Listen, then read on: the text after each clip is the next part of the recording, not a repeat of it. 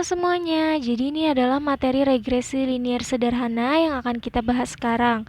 Nah, regresi linier ini merupakan salah satu alat yang digunakan dalam memprediksi permintaan di masa yang akan datang berdasarkan data masa lalu, atau untuk mengetahui pengaruh satu variabel bebas terhadap satu variabel terikat.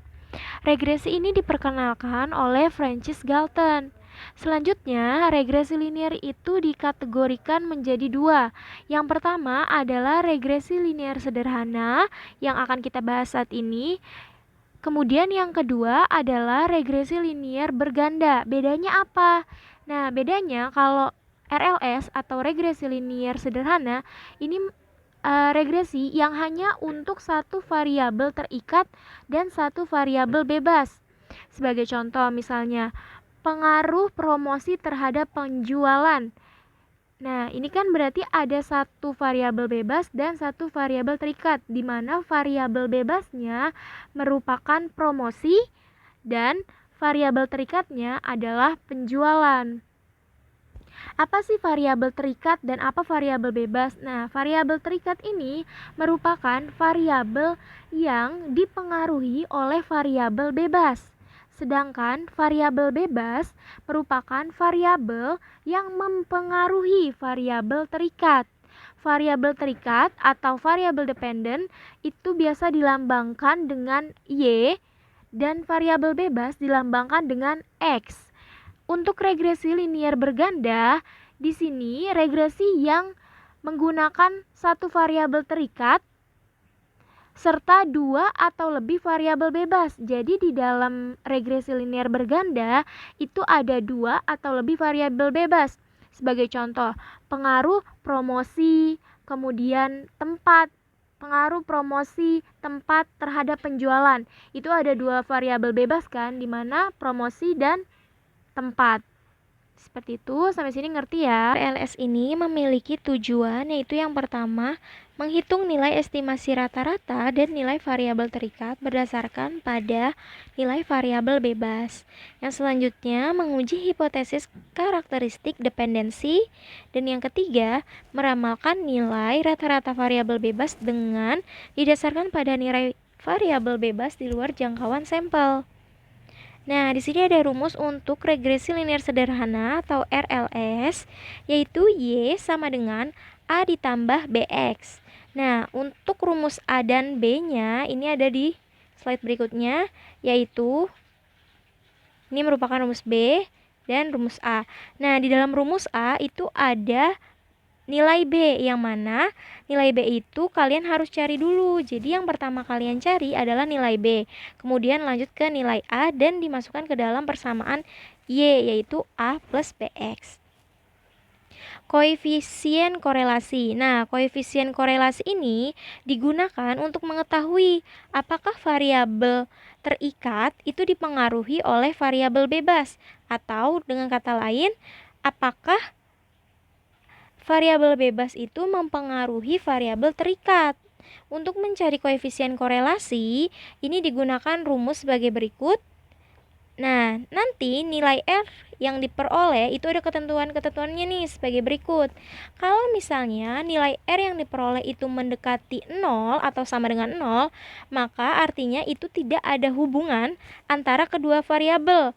Antara variabel terikat dan variabel bebas itu tidak ada hubungan. Nah, kalau misalnya si R-nya itu diperoleh mendekati 1 atau sama dengan 1, maka hubungannya sangat kuat dan bersifat searah. Sedangkan kalau misalnya R-nya itu sama dengan atau mendekati minus 1, maka hubungannya itu sangat kuat dan bersifat tidak searah. Nah, di sini ada diagram pencar yang menunjukkan bentuk hubungan atau korelasi antara X dan Y. Kalian bisa lihat. Selanjutnya, koefisien determinasi. Nah, kalau koefisien determinasi ini merupakan nilai kuadrat dari koefisien korelasi. Kalau tadi kan sudah ada tuh rumusnya untuk mencari R. Untuk mencari koefisien determinasi, tinggal dikuadratkan aja hasil R-nya. Nah, apa sih gunanya koefisien determinasi? Jadi kalau Kalau koefisien determinasi ini, dia untuk mengetahui seberapa besar variabel bebas itu mempengaruhi variabel terikat. Kalau tadi di korelasi itu untuk mengetahui apakah ada hubungan antara apakah variabel bebas mempengaruhi variabel terikat. Nah, kalau di determinasi kita mau tahu nih seberapa besar pengaruhnya.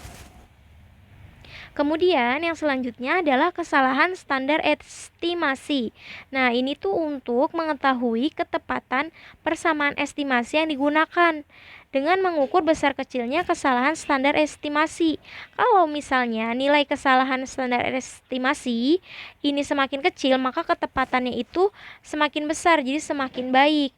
Berlaku sebaliknya, kalau misalnya nilai kesalahan estimasinya semakin tinggi, maka ketepatannya itu semakin rendah. Nah, standar estimasi itu disimbolkan dengan SE dan dirumuskan sebagai berikut. Kalian bisa lihat di modul juga ada ya untuk rumus-rumus ini. Kemudian di sini ada langkah-langkah uji hipotesis, yang mana pertama adalah tentukan hipotesis 0 atau H0 dan hipotesis alternatifnya. Kemudian yang kedua, tentukan arah uji hipotesisnya, satu arah atau dua arah. Dan tentukan tingkat signifikan atau alfa, yaitu taraf nyata juga ya. Kalau misalnya taraf nyatanya itu untuk satu arah, berarti alfanya tidak dibagi dua. Kalau misalnya pengujiannya adalah dua arah, berarti dibagi dua alfanya. Selanjutnya yang ketiga, tentukan wilayah kritis atau T-tabel. Dengan dB-nya itu N dikurangi 2. Nah, yang selanjutnya, tentukan nilai hitung atau T hitung dan gambar keputusan. Kemudian, nah ini ada gambarnya, bentuk gambarnya. Kurang lebih pengujian ini, penentuan sisi kiri kurva kanan dan kurva kiri atau satu arah dua arah itu sama dengan distribusi normal ya. Nah, di sini ada contoh kasus untuk RLS di mana di dalam tabel ini merupakan besarnya diskon dan besarnya penjualan. Jadi, bisa digambarkan saat diskonnya sebesar 5, penjualannya 9 dan berlaku seperti itu ya untuk semua persoalan di sini. Oke. Nah, tentukan persamaan regresi. Yang pertama itu, yang kedua hitunglah koefisien korelasi dan koefisien determinasi. Yang ketiga, hitunglah standar estimasi dan yang keempat, dengan tingkat signifikan sebesar 5%, ujilah hipotesis yang menyatakan bahwa pengaruh diskon terhadap penjualan sedikitnya 5%. Nah, kita akan menjawabnya satu-satu ya. Kita tulis dulu di sini diketahui. Nah, untuk sigma X, sigma Y, dan sebagainya yang ada di tampilan layar kalian, itu kita dapatkan dari tabel yang sebelumnya. Jadi kalau sigma X, ini yang pertama, itu diperoleh dari kalian jumlahkan si X-nya, 5 ditambah 9, tambah 9, tambah 5. Yang Y, sigma Y juga seperti itu. Ini sigma Y. Kemudian untuk sigma X kuadrat, ini kalian kuadratkan dahulu. 5 pangkat 2 itu adalah 25. Kemudian 9 pangkat 2, 9 pangkat 2 lagi, 5 pangkat 2. Nah, 25 tambah 81 tambah 81 tambah 25 itu dijumlah hasilnya 212. Kemudian untuk sigma Y juga begitu ya. Jadi 92 kuadrat, 95 kuadrat, 99 kuadrat, dan 92 ya. Maaf, ini kayaknya ada kesalahan. Ini 92. 92 kuadrat itu dijumlah, baru itu dikuadratkan dulu baru dijumlah. Nah, untuk sigma X kuadrat ini dihasilkan dari 28 langsung dikuadratkan aja. Jadi 28 pangkat 2. Yang untuk sigma Y dikuadratkan juga sama, 378 pangkat 2. Untuk sigma X dan Y ini kalian peroleh dari 5 dikali 92, 9 dikali 95, 9 dikali 99, kemudian 5 dikali 92. Dari hasil perkalian itu baru dijumlah, maka diperoleh 2666 dan N-nya adalah 4. Kenapa 4? Karena di sini hitung aja nih, ada berapa? 1, 2, 3, 4. Berarti N-nya adalah 4 ya. Berikutnya kita cari persamaan regresi. Tadi kan sudah dibilang dicari dulu nilai B-nya. Nah, karena kita tadi udah ditulis dulu, diketahui, kalian tinggal substitusikan aja angka-angkanya kemudian dihitung. Nah, untuk nilai A-nya juga begitu demikian. Nah, diperoleh koefisien korelasi juga sama seperti itu. Determinasinya juga standar estimasi. Nah, selanjutnya kita akan melakukan pengujian hipotesis. Yang pertama, langkah-langkahnya adalah tentukan H0 dan H1. H0-nya yaitu beta lebih besar sama dengan 0,05, H1-nya yaitu beta kurang dari 0,05. Nah, untuk pengujian hipotesisnya yaitu uji hipotesis satu arah.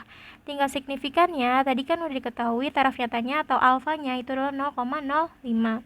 Wilayah kritisnya diperoleh dari T-tabel, nanti kita lihat yang mana dari dB dan alfa. Nah, dB-nya ini adalah dari N kurang 2. N-nya kan tadi 4, dikurangi 2 berarti diperoleh dB 2. Kemudian untuk T-tabel nanti kita pelajari bareng-bareng ya. Kita ke nilai hitung dulu. Nah, nilai hitung itu diperoleh dari yang pertama kita cari SB dulu. SB itu diperoleh dari SE atau standar estimasi dibagi akar dari sigma X kuadrat dikurangi dengan sigma X dikuadratkan per N. Diperoleh SB-nya itu adalah 0,5. Nah, untuk mencari T hitung itu diperoleh dengan B dibagi SB. B-nya kan tadi 1,25 dibagi 0,5 hasilnya adalah 2,5. Nah, untuk melihat T-tabel sekarang kita pelajari bareng-bareng. Nah, di sini T-tabelnya itu bernilai 2,92 di mana itu diperoleh tadi kan dB-nya atau dF-nya degree of freedom-nya yaitu 2 kan, N dikurangi 2. Nah, habis itu tabelnya kita pakai yang 0,05, makanya kita lihat di sini. Nah, tinggal kita tarik aja. Diperoleh makanya 2,92. Nah, setelah kita tahu cara nyari T-tabelnya seperti apa, sekarang kita buat langkah yang berikutnya yaitu keputusan dan kesimpulan. Nah, dari gambarnya bisa dilihat keputusannya adalah terima H0 dan tolak H1. Karena nilai hitung itu lebih besar daripada nilai T-tabelnya. Jadi, nilai hitungnya itu ada di sebelah kanan kan, yang 2,5. Sedangkan untuk nilai T-tabelnya itu adalah minus 2,920. Kenapa minus? Karena dia ada di sebelah kiri kan kurvanya. Kemudian untuk kesimpulannya berarti tinggal tulis aja. Jadi pendapat yang menyatakan bahwa pengaruh diskon terhadap penjualan sedikitnya 5% di toko tersebut, di toko sepatu Confucius itu adalah benar, di mana diskon mempengaruhi penjualan sebesar 75,74%. Nah, 75,74% ini didapat dari angka koefisien determinasi. Bisa kita lihat dulu ya untuk memastikan. Nah, di sini kan bisa dilihat yaitu sebesar 75,74. Oke, sekian materi regresi linier sederhana yang dapat saya sampaikan. Kurang lebihnya mohon maaf. Terima kasih sudah menyaksikan video ini sampai akhir dan semoga video ini bermanfaat untuk kalian. Sekali lagi saya ucapkan terima kasih.